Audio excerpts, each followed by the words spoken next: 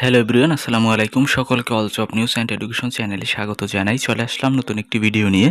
Video শুরুর প্রথমে বলে রাখি, যারা আমার চ্যানেলে নতুন দয়া করে আমার চ্যানেলটি সাবস্ক্রাইব করে দিতে ভুলবেন না। যারা ইতিমধ্যে দিয়েছেন তাদেরকে জানাই অসংখ্য ধন্যবাদ। তো আপনারা অনেকেই প্রশ্ন করেছিলেন যে এত শিক্ষক সংকট বাংলাদেশে শিক্ষা প্রতিষ্ঠানগুলোতে, তো এই নিয়োগগুলো কেন হচ্ছে না? মানে হচ্ছে প্রাথমিকের প্রধান শিক্ষকের পরীক্ষা হচ্ছে না, এরপরে হচ্ছে নিবন্ধন পরীক্ষা, এটাও নিচ্ছেন। এসব বিষয়ে আজকের ভিডিওতে আলোচনা করা হবে। তো দেখেন, এখানে বলা হয়েছে প্রাথমিক থেকে কলেজ সব স্তরের শিক্ষক সংকট, নিয়োগে বিলম্বের কারণ জানালেন শিক্ষামন্ত্রী।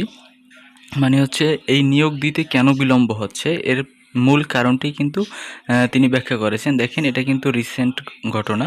তো এখানে বলা হয়েছে দেশের প্রাথমিক বিদ্যালয় থেকে শুরু করে মাধ্যমিক স্কুল, এমপিওভুক্ত শিক্ষা প্রতিষ্ঠান, সরকারি স্কুল ও কলেজ সব স্তরে শিক্ষক সংকট রয়েছে বলে জানিয়েছে শিক্ষামন্ত্রী এহসানুল হক মিলন। তিনি বলেছেন দীর্ঘদিনের মামলা জট। দেখেন, এক নম্বর কারণ হচ্ছে এই মামলা জট। এই মামলা জটের কারণেই কিন্তু আপনারা এই নিয়োগগুলো পাচ্ছেন না। তো বিপুল সংখ্যক শূন্যপদ, প্রশাসনিক জটিলতা এবং বছরের পর বছর ধরে জমে থাকা আপনার হচ্ছে ব্যাকলগের কারণেই কিন্তু শিক্ষক নিয়োগ প্রক্রিয়া প্রত্যাশিত গতিতে এগাতে পারছে না।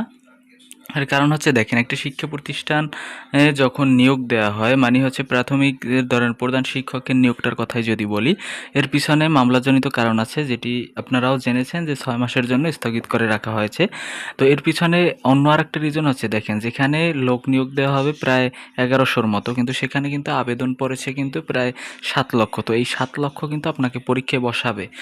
এই 7 লক্ষ পরীক্ষার্থীকে পরীক্ষায় বসাতে হলে কিন্তু একটি আর্থিক আপনার টাকা পয়সার প্রয়োজন। তো এই বিষয়ের সব দিক বিবেচনায় কিন্তু এই পরীক্ষাগুলো নেওয়া হচ্ছে না। তো এখানে বলা হয়েছে, তিনি বলেন 32,500 প্রধান শিক্ষক পদায়ন হলে আবার 32,500 শিক্ষক নিয়োগ দিতে হবে।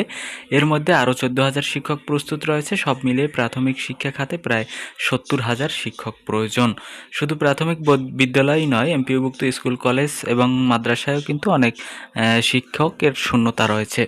তো এই সংকট মোকাবেলায় সরকারি কর্ম কমিশন এর চেয়ারম্যানের সঙ্গে দীর্ঘ সময় আলোচনা করে একটি কর্মপরিকল্পনা প্রণয়ন করা হয়েছে বলেও জানান তিনি। তবে দীর্ঘদিনের জট ও পুঞ্জীভূত সমস্যার কারণে নিয়োগ প্রক্রিয়া বড় ধরনের ব্যাকলগ তৈরি হয়েছে বলে তিনি উল্লেখ করেন।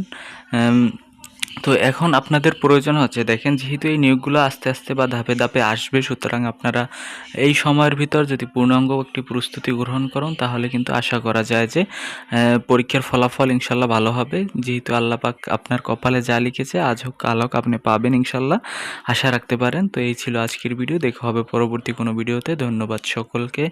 আল্লাহ হাফেজ।